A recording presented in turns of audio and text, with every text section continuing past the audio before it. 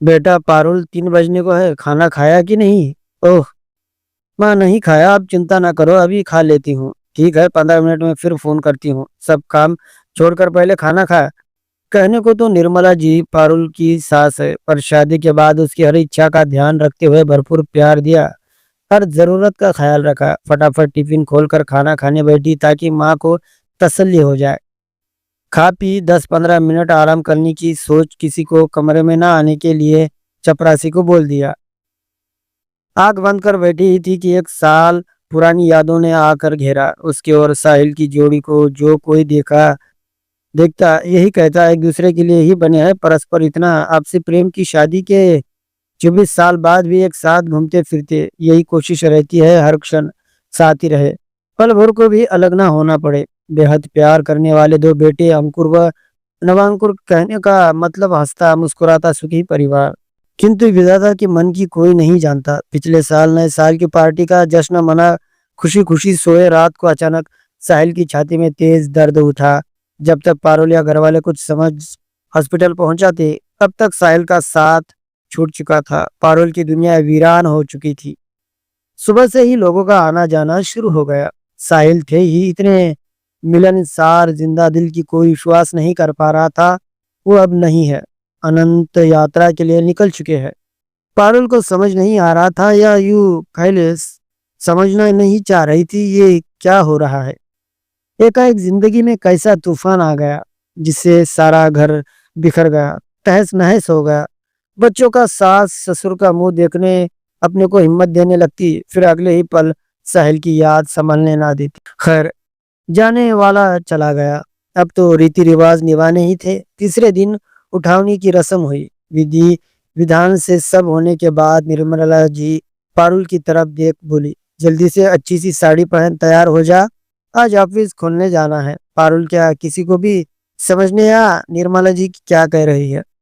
कुछ ही देर से फिर बोली, जा पारुल, तैयार होकर आ, तुझे आज से ही साहिल का सपना पूरा करना है। जो उसका मोटर पार्ट्स का काम है, जिन ऊंचाइयों तक वो ले जाना चाहता था, अब तुझे ही पूर्ण करना है। उठ मेरी बिटिया, देर न कर, अपने साहिल की इच्छा पूरी करने का प्रण कर। पारुल जानती समझती थी, माँ जो कुछ भी कहेंगी या करेंगी उसमें कहीं ना कहीं भलाई ही होगी, हित ही छुपा होगा। इसलिए सवाल जवाब किए बिना तैयार हो शॉप के लिए चल दी। साथ में ससुर और दोनों बेटे अंकुर नवांकुर थे। शॉप खोलकर काम शुरू करने की रस्म निभाई, किंतु घर आकर उसके सब्र का बांध फिर टूट गया। निर्मला जी ने तो अपना दिल पत्थर बना लिया था, क्योंकि उनकी आंखों को पारुल व बच्चों का भविष्य जो दिख रहा था। निर्मला जी ने अपने पति की ओर देखा, फिर दोनों जन पारुल के पास आए, सिर पर हाथ रखकर ढाल ढाल बांधने लगे। निर्मला जी उसका सिर अपनी गोद में रख उचकारते हुए बोली, हमारा प्यार साहिल हमसे बहुत दूर चला गया। जीवन का कटु सत्य है, अब कभी ना कभी लौट कर आएगा। परंतु यह भी उतना ही कटु सत्य है कि जाने वाले कभी करीबी या जो पारिवारिक सदस्य होते हैं, उनकी बाकी जिंदगी सिर्फ रो रो कर शोक करते रहने से तो नहीं बीत सकती। जिंदा रहने के लिए खाना पीना और घरेलू बाहरी सभी काम करना अत्यंत जरूरी रहता है। ये तो जीवन है बेटा, जिसके नियम कायदे हम इंसानों को मानने ही पड़ते हैं। हमारी इच्छा या अनिच्छा मायने नहीं रखती बेटा। अब साहिल तो नहीं है, लेकिन तुझसे जुड़े दोनों बच्चे तथा हमारा परिवार है। हम सभी को एक दूसरे का सहारा बना रहना होगा, एक दूसरे के लिए खुशी पूर्वक जिंदगानी बितानी होगी। सबसे अहम बात, जीने के लिए आत्मनिर्भर होना पड़ेगा बेटा। पारुल, जो भी तुझे समझा अथवा कह रही हूँ, वो हमेशा अपनी माँ की सीख मान याद रखना। अब से मैं तेरी सासू माँ नहीं, माँ हूँ, और माँ तो माँ होती है। साहिल को गए अभी 3 दिन हुए हैं, ऐसे ही 3 दिन, फिर 3 महीना, साल दर साल होते जाएंगे।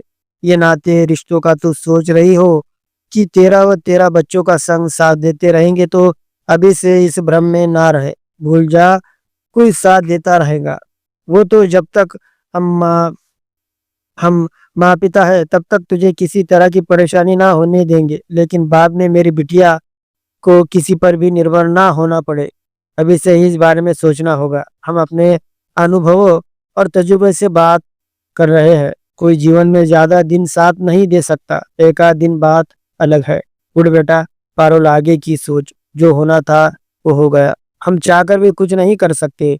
अब अपने और बच्चों के भविष्य की सोच, बाकी का जीवन कैसे बिताना है ध्यान दे। मामा, ये क्या कह रही हो आप? क्या करूँ? कैसे करूँ? मुझे तो कुछ नहीं आता। सब तो साहिल ही संभाल लेते थे। आप सभी मेरी चिंता ना करो, मेरी ज़िंदगी कैसे ना कैसे बीत ही जाएगी। कैसी बात कर रही है? सिर्फ भावनाओं के सहारे नहीं रहा जा सकता। समय के साथ प्रैक्टिकल होना पड़ता है। ज़िंदगी बसर करने के लिए बहुत कुछ सहना और फिर करना भी पड़ता है। साहिल तो यादों में हम सबके साथ हमेशा रहेगा। अब 13वीं की इस रस्म के बाद ऑफिस जाओगे। साहिल ने जो बिजनेस शुरू किया है उसको किसी के भी भरोसे ना छोड़ते हुए समय के बलबूते आगे बुलंदियों तक ले जा। ये काम तुझे ही पूरा करना है बेटा, अब कुछ और ना सोच। कुछ दिनों बाद तू ऑफिस की जिम्मेदारी संभाल कर और बच्चों को मैं देख लिया करूंगी। फिर कह रही हूँ, साहिल की यादों के संग आगे बढ़, अपनी जिंदगी हंसते मुस्कुराते बच्चों को अपने के साथ बिता। किंतु पर कैसे माँ? मुझे तो बिजनेस का कुछ भी आता पता नहीं, अकेले नहीं संभाल सकती मैं। कितनी बार हंसकर ही सही पर साहिल किससे कहती थी, अपने साथ कभी तो मुझे भी ऑफिस ले चला करो जानना। समझना चाहती हूँ तो पता है माँ, साहिल बोल रहा करते थे, तू घर की रानी बनकर रह, किसी बात की चिंता ना कर, मैं हूं ना सब संभालने के लिए। अब तुम ही बताओ, ऐसे कहकर फिर क्यों छोड़कर चले गए हो मुझे? अब कैसे संभालूं? कोई बात नहीं मेरी बच्ची, होने का किसी को नहीं पता, कब क्या हो जाए कोई नहीं जानता। यहाँ तक कि अगले पल की खैर खबर नहीं रहती। तो समझदार है, पढ़ी लिखी है, इसलिए काम के बारे में जल्दी सीख जाएंगी। तेरे पापा को भी थोड़ी बहुत बिजनेस की जानकारी व समझ है।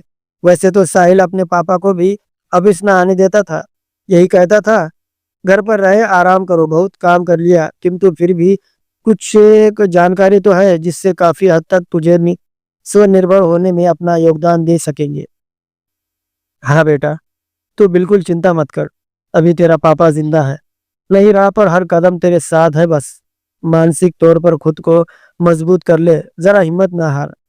हम सबकी खुशियों का एकमात्र सहारा तू ही है। अंकुर तथा नवा अंकुर के जीवन की अभी शुरुआत हुई है। उनके उज्जवल भविष्य की कामना करते हुए, उन्हें खुशियों की सौगात देने का समय से वादा करते हुए, घर बाहर की जिम्मेदारी निष्ठा से पूर्ण करने का निश्चय कर। तेरी मम्मी पापा सिर्फ और सिर्फ तेरे संग है। पारुल, अब हम दोनों की बात का मान रखते हुए स्वाभिमान के साथ अपने उद्देश्यों को हर हाल में पूरा करना। हिम्मत कर, एक और बात मन की कहना चाहूंगी बिटिया, यदि जीवन के किसी मोड़ या रास्ते से दूसरा साहिल मिलने लगे तो इधर उधर की परवाह किए बिना निसंकोच उसका हाथ थाम लेना। इससे सफर जीवन का आसानी से कट जाएगा, समय का ज्यादा मालूम ना पड़ेगा। माँ माँ, आगे के शब्द ही नहीं मुंह से निकल सके, निशब्द हो चुकी थी पारुल। सिर्फ अपने माँ पिताजी तुल्य सास ससुर को निहारती रही थी। तभी मैडम मैडम की आवाज से पारुल का ध्यान भंग हुआ। चेतना में ऑफिस लौटी। हाँ हाँ बोलो, क्या कहना चाहते हो?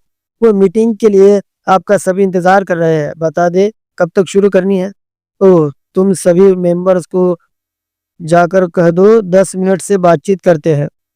पारुल उठी, एक गिलास पानी पिया और अपनी सासू माँ यानी अपनी माँ को मन ही मन हाथ जोड़ते दिल से धन्यवाद दिया, क्योंकि उन्हीं के स्नेहपूर्ण मार्गदर्शन से प्रेरित हो आत्मनिर्भर बन अपना आत्मसम्मान, अपनी खुद की पहचान बनाने में कामयाब हो सकी थी।